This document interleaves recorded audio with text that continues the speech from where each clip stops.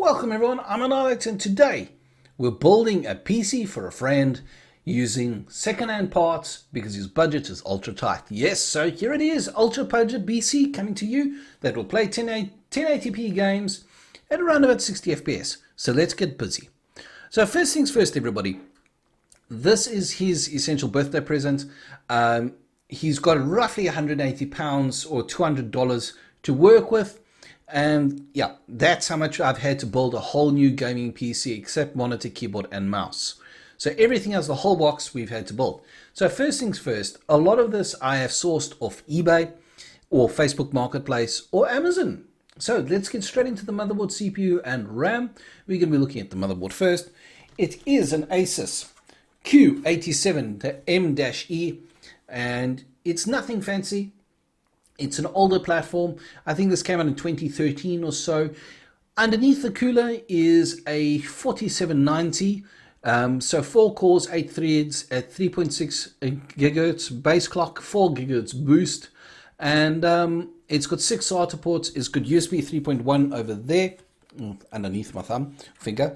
And then it's got your power there, and it's got your EPS 12 volt there. Your PCI Express slot there, and one there down there, and 2 normal PCI slots there. It doesn't have much in the way of ports. It's got your 2 PS2 ports. It's got a display port, HDMI. It's got VGA display port, DVI. Then it's got USB 2, USB 3, and then Ethernet and 2 more USBs, and obviously your audio out. As I said, quite a simplistic board, only 6 SATA, but for the era, it's not a bad little board.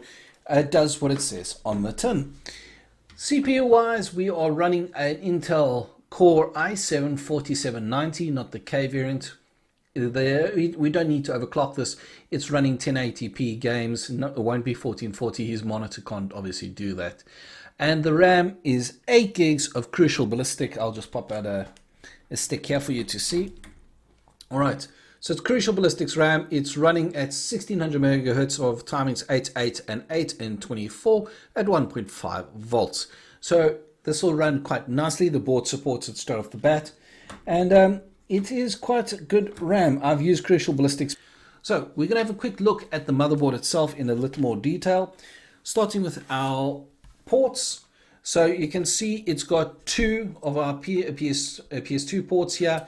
It's got a HDMI display port, and it's got a VGA and a DVI port there.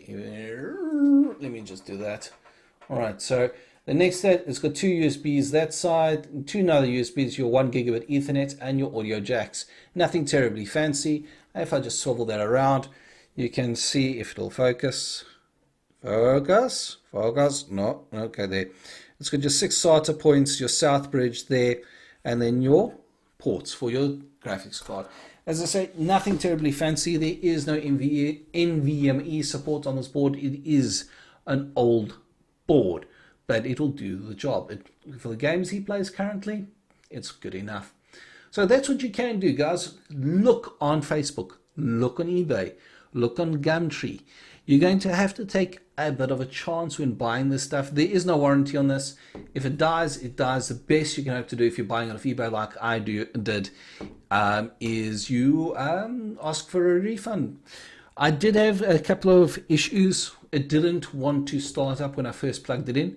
So what I did do is I reseated the RAM, which helped. Then the fan started spinning up, but the fan still wouldn't stay turning and the screen wouldn't post. So what I did then is I actually took off the cooler again and I reseated the CPU, and then it was happy. Then it has given me I let it run for about 8 hours today. It ticked over quite nicely. The cooler itself is nothing fancy. As I said, it's an Arctic Alpine 12CO. It's a downdraft cooler. It's not going to win any awards, but on the budget I was on, it was £10, $9.99, and it does the job. It cools it down to 32 degrees or 30 degrees at idle. It's more than good enough for this platform. I didn't have the budget for a tower cooler. That's how tight the budget is. I've already actually exceeded the budget by £10 because of delivery charges from eBay for the motherboard. But that's good enough for what we're going with. It's not an overclocking board, so I don't need a tower cooler. All right, so that is one thing you can save money on this specific platform, is a cooler. This cooler is rated to 100 watts, and this is a 86 watt TDP CPU, which is not bad. So I've got 14 watts of spare capacity, and it will go on the ASUS motherboard, will boost this up to 4 gigahertz, and it's 4 cores, 8 threads at 4 gigahertz, which is not bad. It's better than the 2-core 4 threads that he's got currently. He's got a i40 4370 or 4350, yeah, 4350 I think it is currently, which is 2 cores. So this is a huge step up for him going forward.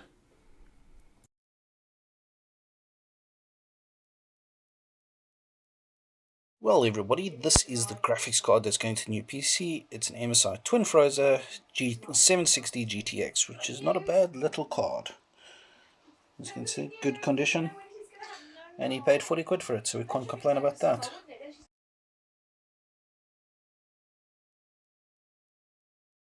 So this is the case. It's an IonZ KZ10W. It's got a tempered slide glass panel there, pretty standard I/O in the back. Looks like 90mm fan over here. I/O shield there, standard ports, bottom power supply. You can just barely see them. There's 1, 2, 3 RGB fans, mesh front and a top. Bit of a strange design. You can see here it's got, you can just, if I angle it, you can see there's just these slight holes here. This would not be very breathable, but he's got enough fans in the front to more than account for that, so that's all good. Front I/O, it's got USB 3, USB to audio, another USB, and your reset and power buttons. It's not a bad little case for what you get. It's £40 off eBay, so if you're looking for one, it's not bad. Okay, so in the base you've got your power supply, and you've got your hard drive mount here. Then you've got another 1, 2, 3 hard drive mounts there. Going up, we've got another one for cable management behind this panel here. Nice big cutout for your big CPU coolers. On the front we have the 1, 2, 3 RGB fans, and now you can just see what I mentioned about the cooling on top. You can just barely see through it, so you're not going to get much airflow through that, but there's enough mesh and holes in the front and the back to sort that out. As mentioned, there's the power for the fans, you can see them there, and it's also got the 3-pin adapter if you want to plug it into the motherboard, and it's just got the Molex connector there. Alright, so the power supply that's in quite nicely from the back side of the case through here. It fits in, just slides in, and then you just put in your 4 screws there, there and there. Alright, so you can see there's the 4 screws. It just slides in from the left hand side of the case over there. We've put the backplate in already. I've moved that standoff screw from there to there, and the rest all works. So we're going to install the motherboard now. It's a smaller style motherboard, so it's quite easy. We just grab it like that, and if you look there, oopsies. You see this, we just need to move the standoffs and the screws that they all align, which we'll do so now. So we've got the CPU fan installed, or was installed. We've got the RAM in. The motherboard is now securely mounted. It's looking good. We're going to now start doing the power cables and the rest of the ancillaries. The graphics card will come in last. And we're going to start with our front panel headers. So our front USB and audio. And those two are quite simple to do. You just look on the back of them. They should generally say what they are. So there's the USB, and if you look on the motherboard, this one has got a USB. Okay, I'm actually going to turn my flashlight off because. Alright, so we've got a USB there, there, and there. So I'm just going to pick one that is next to the audio. Alright, so you can see it's got the one blocked out there. And if you look there, you need to match it up down there. So it means it goes in like that. Alright, a nice little click. Now if you look at the audio connector, alright, so it's got the pin missing out there. So if you look there, get my fat finger out the way, there is the pin down there. And we can just pop that on like that. Alright. Okay, so that's the front USB and audio. Now is USB 3 USB 3, which is that connector down there. And you can just see it's got a molded connection there. It's quite easy, so it just snaps in like that. Alright, so that's now in. Now the last bit is going to be our front connectors themselves, which are these lovely ones down here, and you can see they are named. So reset switch, power switch, and reset LED and power LED. Now these go down here. Now these is going to be very difficult for me to film, so I'm going to do this off camera because I need to read this tiny little text here and get my head in the way of that. Alright, so we've got the 24 pin power in, you can see it over there, and on the top we've got our 8 pin EPS power there. So now we're going to install the hard drive into the bottom bay, so all the way down there, and then we're going to do the graphics card and do some cabling, and then we'll be good on that and we can actually start testing. Okay, so we have got the graphics card installed. The main thing is when installing these graphics cards, make sure it clicks in fully along the length of the PCI Express slot.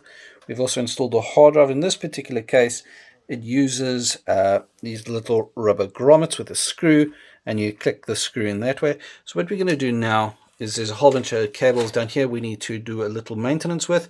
So we're going to do that and sort out this rat's nest down here by just something along those lines. Now we'll tidy that up properly, and then we'll be turning it on for the first time to see how we do.